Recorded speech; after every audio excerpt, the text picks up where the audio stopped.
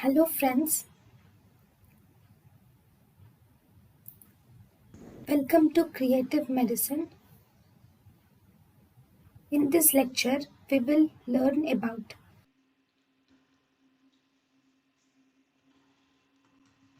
Diabetic retinopathy. The diabetic retinopathy prevalence is higher in insulin dependent diabetes mellitus than in non insulin dependent diabetes mellitus.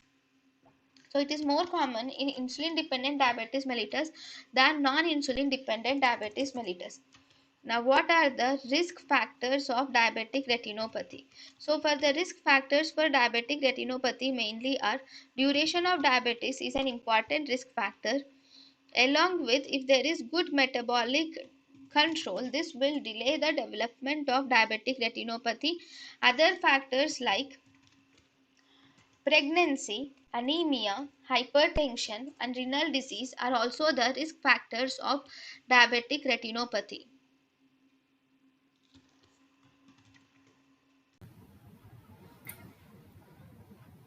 thank you and thank you for watching.